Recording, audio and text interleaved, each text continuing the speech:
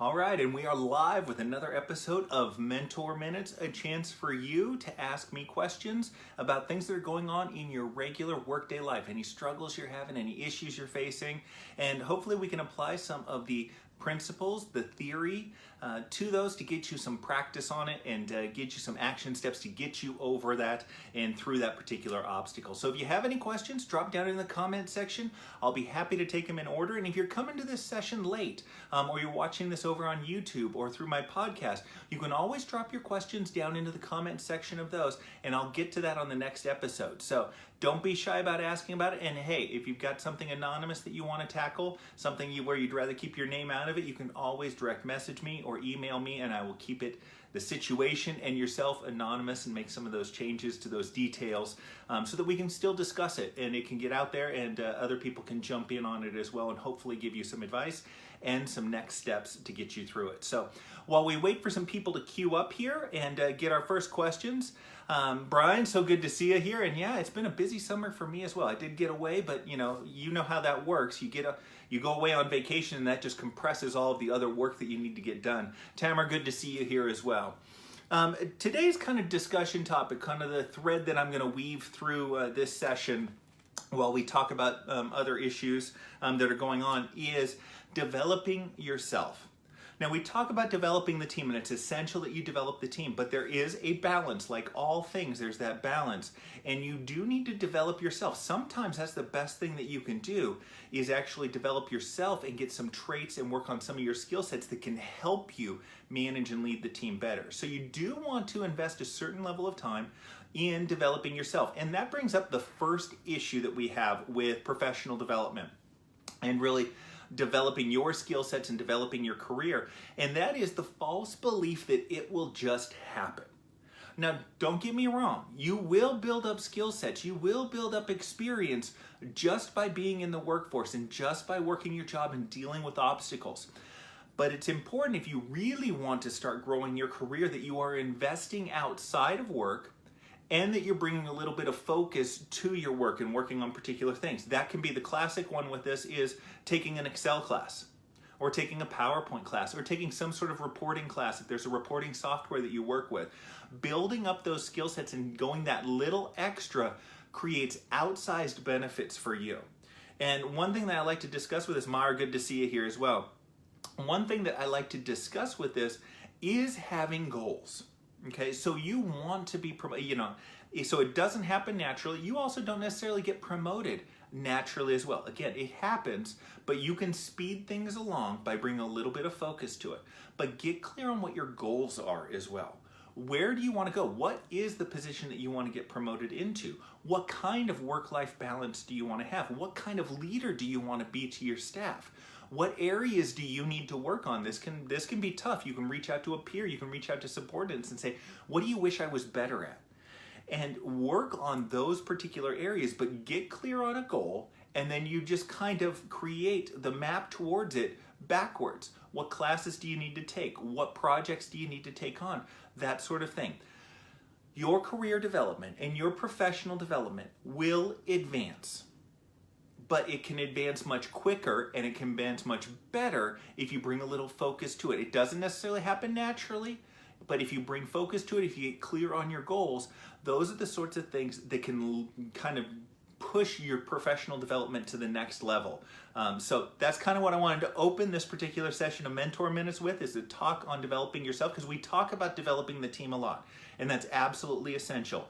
But there is that balance. You want to draw that balance. So get clear on what you're working towards and then start working on a plan to get there.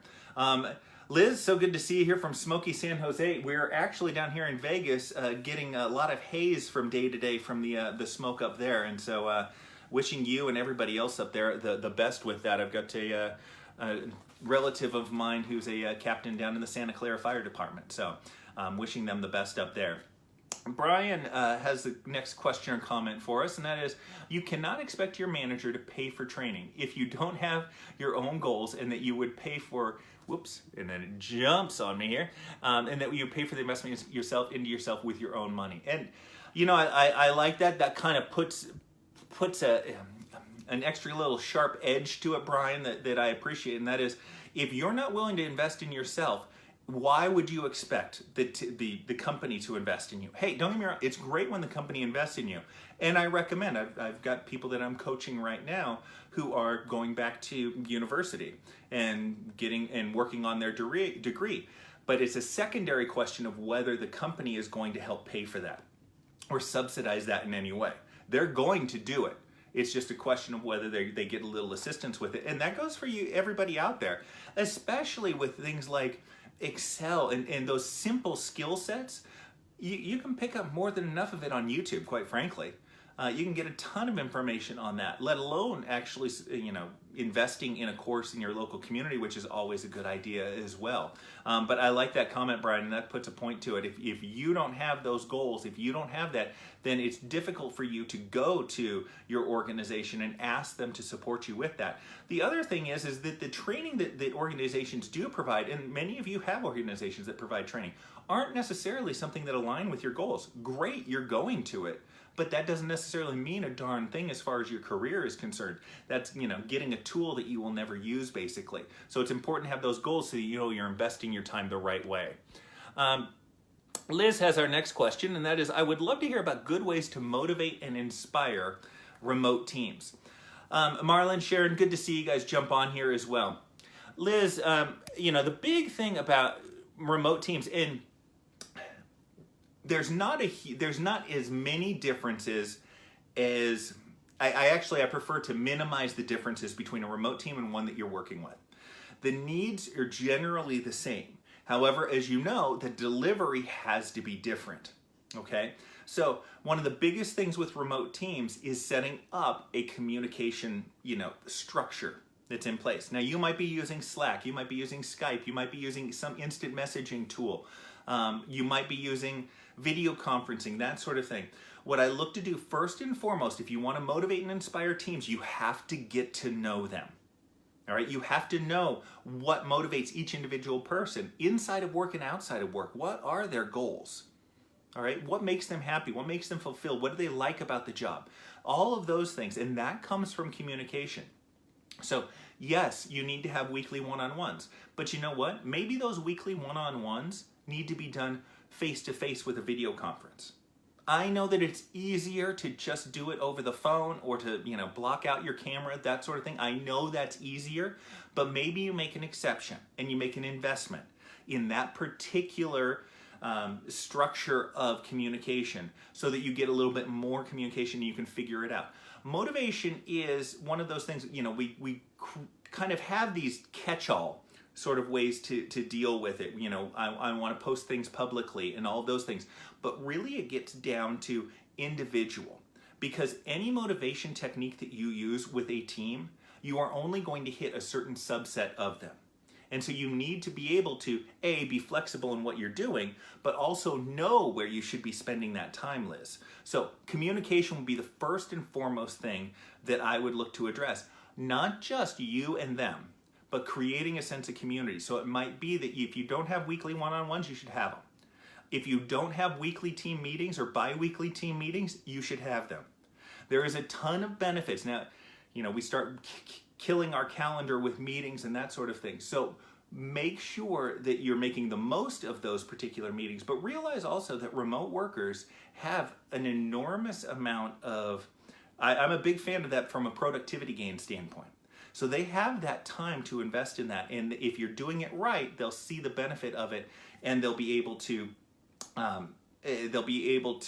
get the most out of those particular communication sessions. The other thing is the one big motivator that I have is keeping them in the loop on what is going on. So some sort of daily report that goes out that shows how everybody produced. So whether it is taking sales calls, whether it is closing tickets, whatever it happens to be that you're working on, find a way to update everybody on a daily basis as to what's going on. Hopefully you have some sort of dashboard, but maybe you come up with some sort of weekly thing that shows productivity.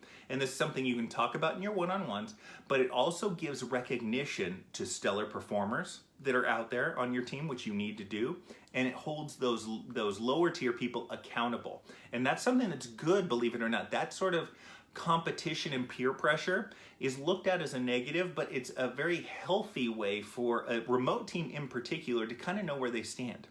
and to know where issues come up and to help you have those conversations. I hope those were helpful. Let me know if that doesn't ring true. It may be that you have all of these things in place. As more and more people and more industries move to remote workforces, some of these things become a little bit more standardized.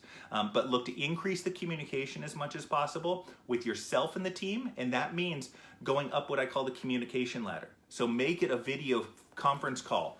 If at all possible, that's the best way of communicating is face-to-face. So look to do that. Instead of having discussions over Slack or discussions over email, have a conference call, maybe a video conference call, maybe just a voice conference call, but move up the ladder of communication. That's helpful. But then also look for elements of letting them know where they are as a team and fostering that team environment as well. That's huge.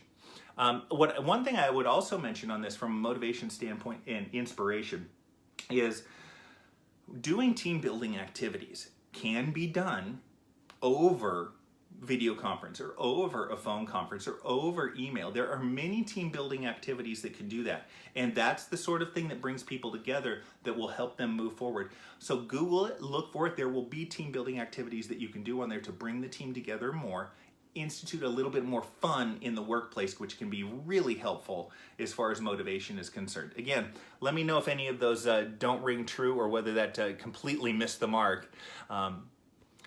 Soyab says, how to make maximum productive day. I love it. You're just cutting right to the chase, Soyab. If you want to have your most productive day, there's only two things to worry about: priorities and focus. And so what I tell people to do, what I coach my clients with, when I talk about, I'm going to post up a talk I gave over in Washington, D.C. to a bunch of accountants in regards to time management, and I'll post it up there. And it all comes down to priorities and focus. So the first thing to do, Soyab, is to take the first 15 minutes of your day, just the first 15 minutes of your day. Close your door, put on headphones if you're in a cubicle, whatever it is. Let everybody know that the first 15 minutes of my day, 8 o'clock to 8:15, I'm going to be getting going on some of my projects. And what you are doing is you're getting started on your priorities. And so when you focus on your priorities right from the get-go, you create momentum behind them. You will probably not be able to finish your priorities in 15 minutes. You may not finish a single one of them in the first 15 minutes, but you will get them started. And getting them started is often the hardest part, and it's easier to keep that momentum going throughout the day. So if you want to have a super productive day, it's priorities and it is focus. Start with your first 15 minutes. Make that the most productive. Then what you look to do is you look to institute a middle 15 minutes, maybe before lunch, maybe after lunch. Last 15 minutes of the day is one that people use all the time to clean stuff up. Make that about your priorities. Let your team know that you are out of office basically for 15 minutes, and let them know, hey, at 8:15, I'm done. You can go ahead and reach out to me, and be firm about that.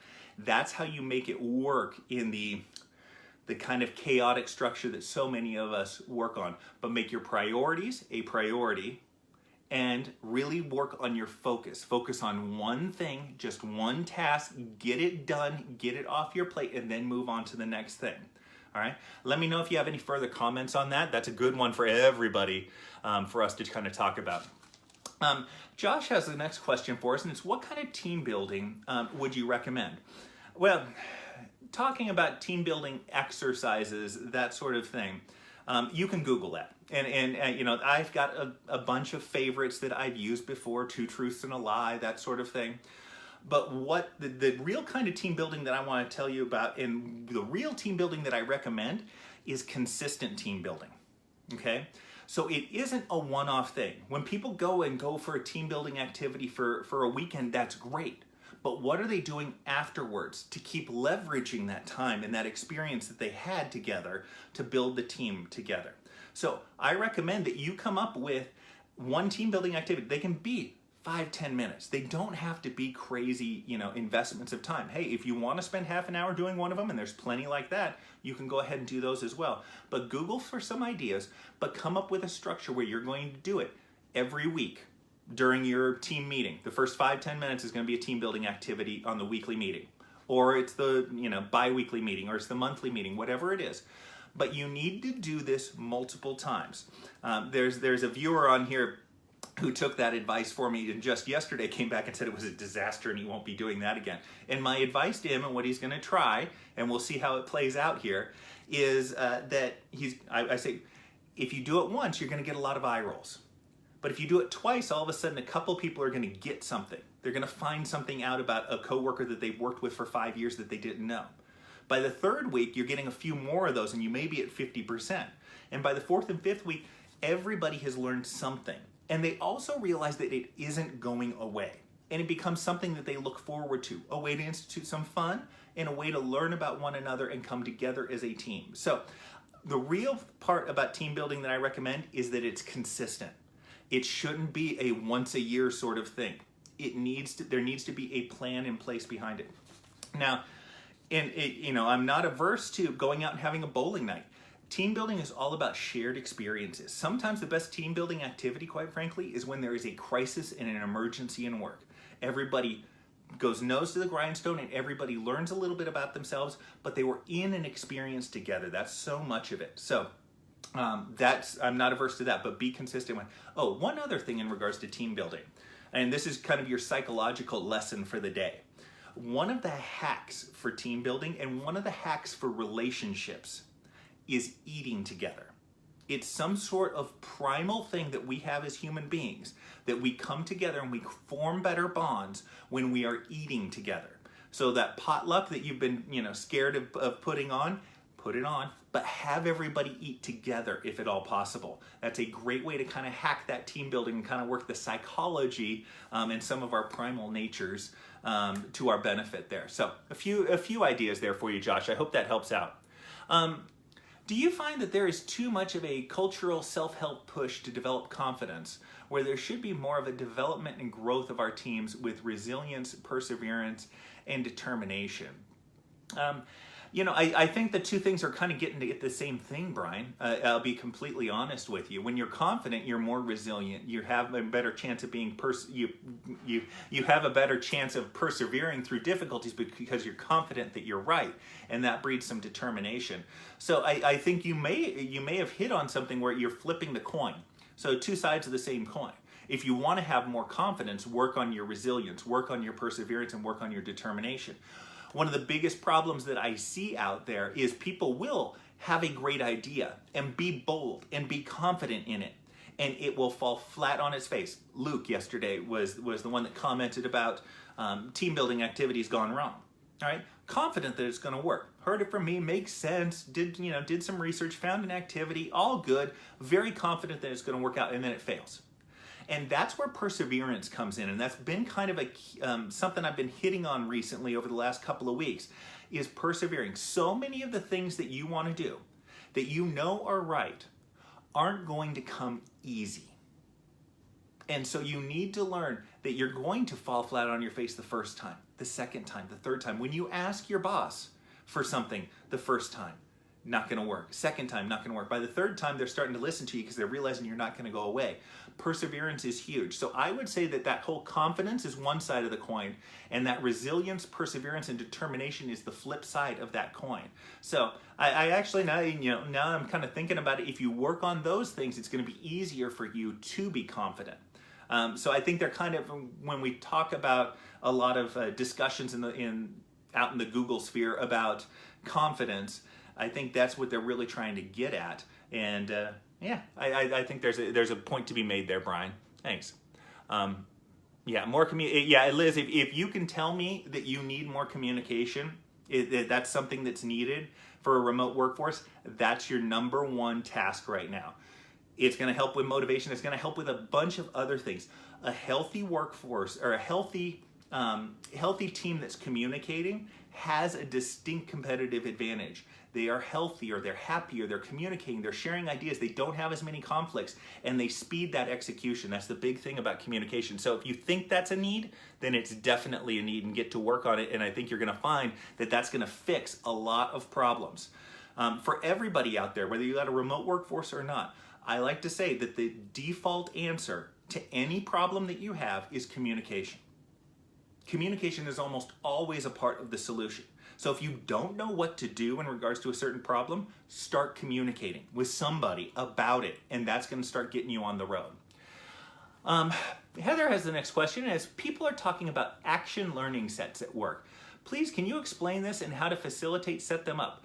I don't know what those are, Heather. I'm going to have to Google that. If somebody has an idea of what action learning sets are, you can let me know in the comments, and then I'll throw out my 2 cents on how to facilitate and set them up. I mean, I can kind of break down the phrase a little bit and say action learning sets, so that's getting up and actually applying the learning that's in place, and I'm a huge fan of applying the learning. I love the theory. I love reading books, but if it can't be applied, it's useless to me. And in a lot of trainings, you'll see the discussion of theory without a pathway to application, and that's a huge issue for me. It does no good. At that point, it becomes trivia. So it may be that those action learning sets or something along that. But if you can kind of let me know what those are a little bit, I'll give you my 2 cents on how to apply those. Thank you.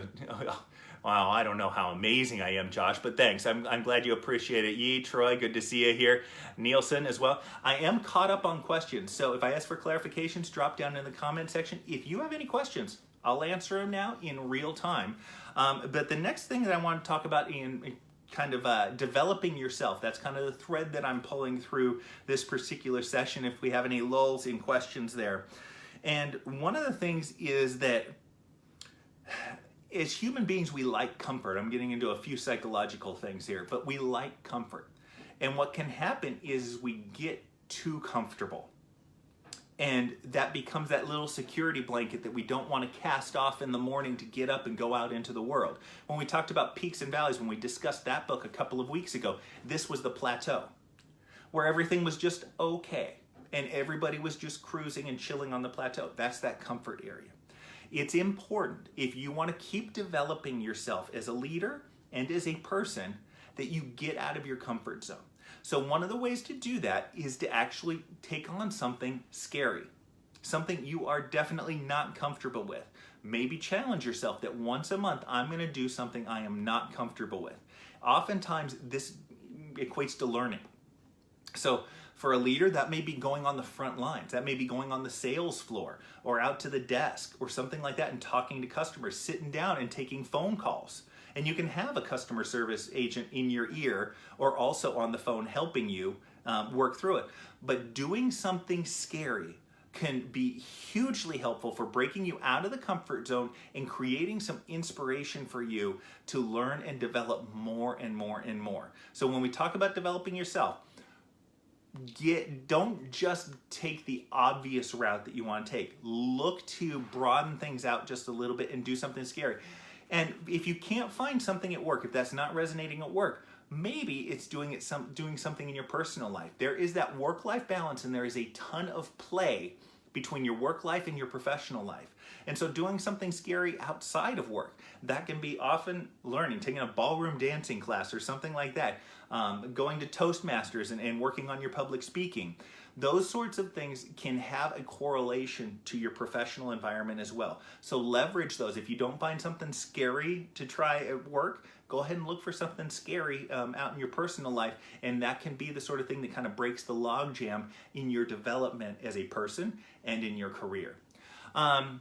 Daniel has the next question. Love this already. What if you have a crush on your colleague? How do you tend to avoid it from happening in the office? Respect, sir. You have to draw those boundaries. I mean, flat out. That has to be. You're gonna have interactions with customers as well, who you'll find that you have some sort of connection with. And the real question is what's more important to you? That crush or that attraction, or your work in your career. What is more important? It comes down to something as simple as that. We're looking for a cheat. We're looking for a hack. We're looking for the shortcut around that sort of issue. But it really comes down to that line and putting your decisions, the decisions that you make, in keeping with how you've decided to come down on that line. Now, what I will tell you is there are a lot of ways to manage that sort of thing. So I talked earlier with remote teams about moving up the communication ladder. So instead of sending the email, you make the phone call. Instead of making the phone call, you do the video conference or have the face-to-face meeting. In this particular case, it may be worthwhile to move down the communication ladder. So instead of making the phone call, you do the email. Instead of having the face-to-face meeting, it's over the phone. So you dial those things down just a little bit. You're doing your job, you're communicating what you need to, but you're not doing it in a way that kind of exacerbates the issue. I would also, if it becomes really problematic, I would also look to ditch this particular colleague onto somebody else. Look to move departments, perhaps. If they can find support somewhere else. But there's a lot of little decisions that you can do to mitigate those contacts, and that can be a big help. Edgar's has the next question for us, and what do you think is the single biggest reason why employees are not engaged at work? How leaders should address that? And you know what? That's a really great question, Edgar, and I'm surprised that I haven't received that more. I think I just got done saying that the default is communication. I think that I'm going to cheat and do two. I won't say the single biggest. The single biggest is going to be communication. How much time is being invested in discussing things with the employee? Okay, so that's why having one-on-one meetings with your team every 2 weeks, maybe not every week, maybe you have a big team, but maybe every 2 weeks, having a one-on-one meeting where you can sit down and talk through things as human beings. That's hugely beneficial to being engaged at work. And that creates a whole lot of things. That communication where you're creating a dialogue. All right, and I'm not talking about barking orders. That's not what I'm talking about. I'm talking about asking questions, working through things together, coming up with a plan together. When you invest that time, then you get that sort of engagement, which can actually be a virtuous loop. So I think communication is one of the big things. We use all of these tools, whether it is Skype, Slack, email, texting, whatever it is, we use all of these tools, but most of them are not as good as a communication tool as that face-to-face conversation. And so in an effort to maintain some sort of time management or to gain more time, we cheat ourselves on that rich communication. And I think that's one of the biggest things that is an issue with organizations and with leadership today. If the leaders just spend the time, once every 2 weeks having one-on-ones with each of their employees, once a month having a team meeting where everybody comes together, having daily stand-up meetings where you're discussing things that are going on, those sort of communication things create engagement. It's hard to have engagement without that communication. So I think a better focus on those face-to-face, verbal, that sort of thing, as opposed to emails and texts and that sort of thing. I think that has decreased the amount of engagement that people have. And let's see here, Heather, oops, sorry. Heather's next one, let's see, scheme out. How do you manage upwards effect? Yeah, I'll take a look at that, Heather. I can't access the link, of course, during this live session, but I'll check that out later. And what I'll do is I'll follow up, Heather, with this in tomorrow's episode of Mentor Minute. So I'll lead off the episode with dealing with this question that you had. How do you manage upwards effectively? The biggest thing about managing upwards effectively that I've seen that people are missing out on is they are not talking the language of their boss or their boss's boss or the executives. They are talking the language that they're familiar with, their landscape. And so the biggest improvement that you can make in managing upward is getting crystal clear on what your boss cares about. What are the things that their boss is hounding them about? What are the things that they're talking to you about all the time? What are the metrics that they're paying attention to most? When you talk to them, don't just say how this is going to be better for the department and how it's going to make life easier for the employees and yourself. Talk about how it fits into their goals. And so when you go to them with an idea, when you go to them with a comment, with a problem, with the need for their input, show how it ties to what they're most concerned about. And then you are going to be more likely to get that sort of engagement from them. When you get that engagement, then you have the ability to manage that relationship more, to manage how much you're getting out of them, and to make sure that they are more of a resource for you as opposed to an obstacle. The example that I draw with this all the time, and many of you may be familiar with this, is there is a big difference between taking an idea to increase sales to the marketing director and to the CFO. Those are two completely different discussions as far as a new idea is concerned. The marketing director is all interested about possibilities and what has the highest upside. The CFO is most interested in what's the downside and how do I protect the cost environment from this? How secure are those sorts of things?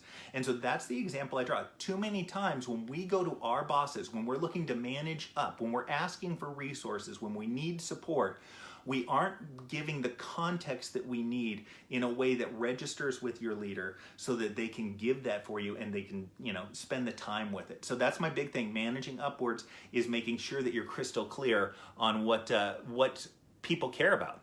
And that actually is something that applies for your employees as well. If you want to get more out of them, make sure you know what they care about and you'll be able to get more out of them.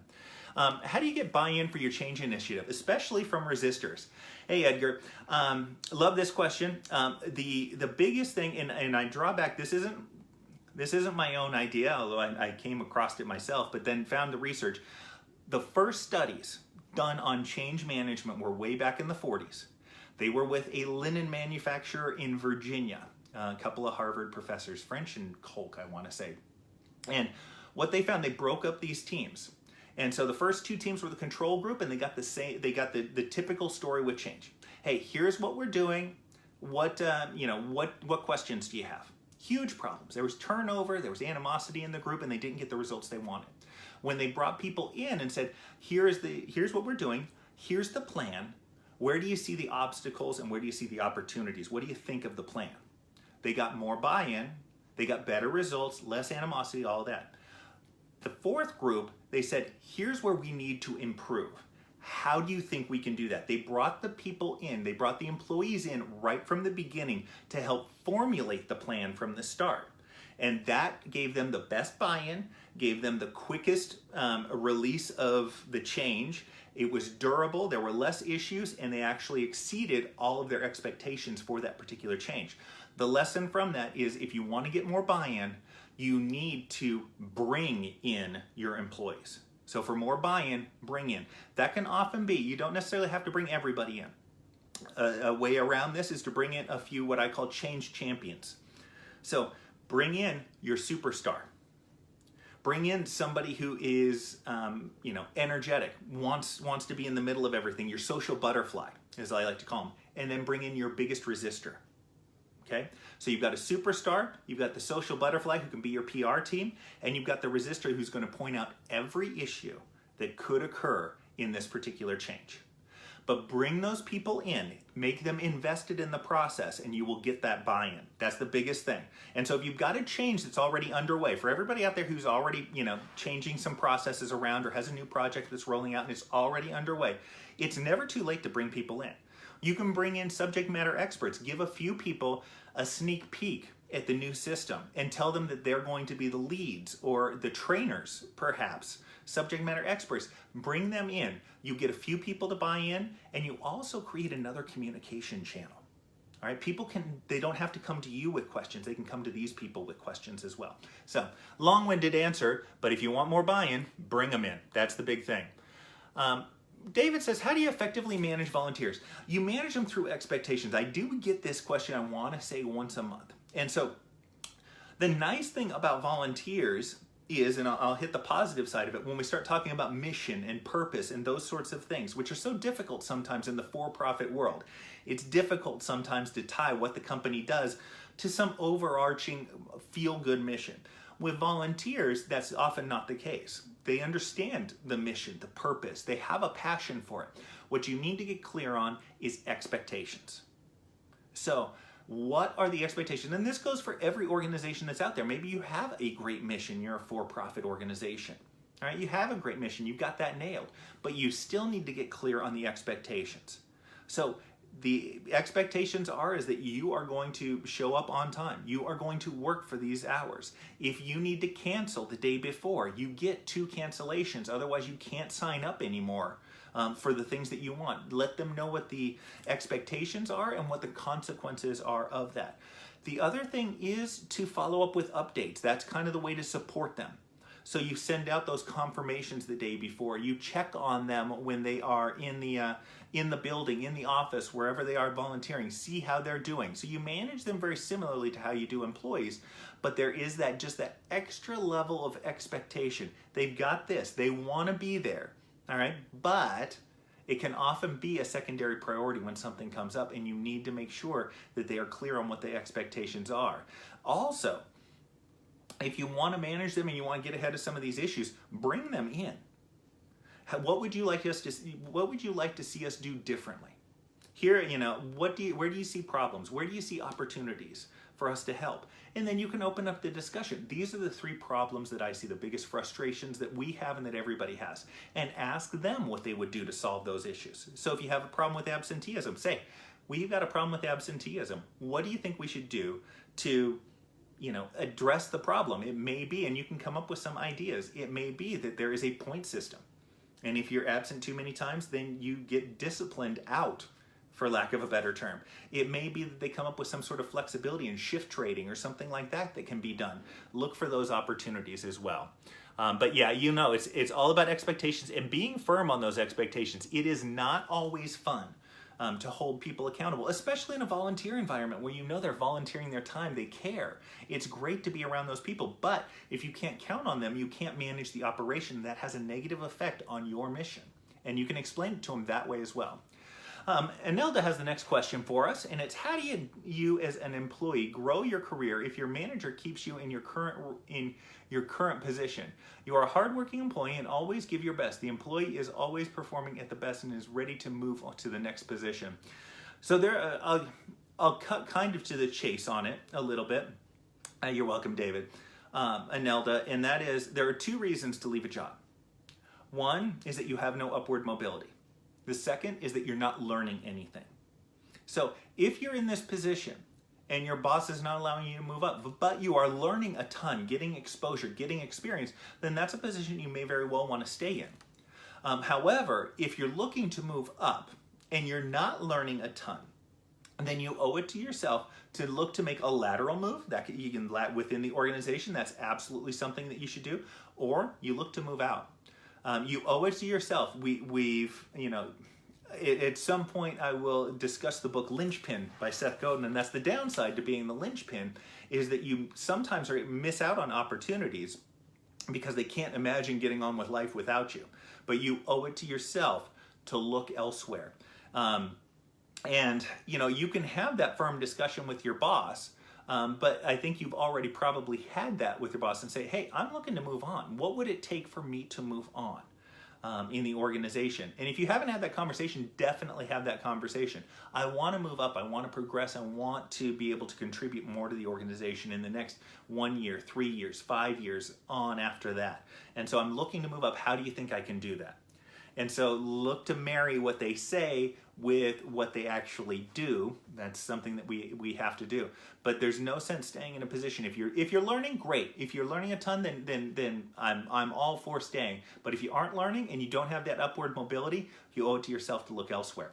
It's not advice that I like to give, but it is, I would say, the correct move for yourself and your overall career. I'm sorry to give you that advice there, Anelda. So I am caught up on questions. If you have any questions, drop down in the comments. Happy to answer them for you. I have one more point on developing yourself. And a lot of it is talking through, you put a focus on it, first and foremost. It doesn't happen naturally. At least it doesn't happen as fast as it could naturally. You have to put some focus on it. You have to put some goals. But a lot of times people don't know where they should develop themselves in the best way. And maybe you do, but it's a reality out there that we don't know what the best thing to do is. And so when you're in that situation where you don't know, you already know Excel, you know PowerPoint, you just don't know necessarily how your next development area should be as far as your career is concerned, look to serve others better. So look for ways, if you want to develop yourself, develop that servant leadership aspect of things. How can you serve others better? Maybe it is that you start doing one-on-ones with every team member every month, if you don't do those right now. Maybe it's that you spend more time walking around. You put a focus on that. That can be absolutely huge. So look for ways to serve others. That's going to be, if you want to figure out where your next development should take place, that's a great hack for it. So that would be kind of my advice on that. The other thing in regards to kind of serving others is the opposite of that. if you want to develop some skills, if you want to work on your own self-development, what on your to-do list? I guarantee there is something on your to-do list that you need help with. Ask somebody for that help. I spent a lot of time managing the technology in a Fortune 500's call center. And I'm not a particularly technical person, more of an analytical person. But what I did was I looked over the shoulder of the technicians when they would come out and program the system. And you would be shocked how much I would learn. Take a few notes. All of a sudden, it was a classic 80-20 thing, where 80% of the reason that I would need to jump into the system and do something, I could learn from 20% of that work. And it came to a point where I would go out when there was a problem with the system and look over somebody's shoulder, and I would often have the answer before they did. Shame I was paying them as much as I was. But you can learn a lot by asking for help and then looking over that person's shoulder. That's another great way to kind of fill in the cracks of your leadership and your own skill sets. So with that said, I'm going to give a few more seconds. If you have a question, drop down into the comment section. Otherwise, if you come into this late, I always say you can drop down in the comment section again. Ask your question. I'll get it on the next episode of Mentor Minutes. And I always encourage everybody, check out the YouTube channel where you can watch more of these episodes. And if you can, subscribe to the podcast as well. Just exercising your leadership brain, working through some of these questions, some of these issues, can have bring huge value to you in different situations. You'd be surprised where the correlations come in. All right, thanks everybody. I will talk to you on the next episode. Take care. Bye-bye.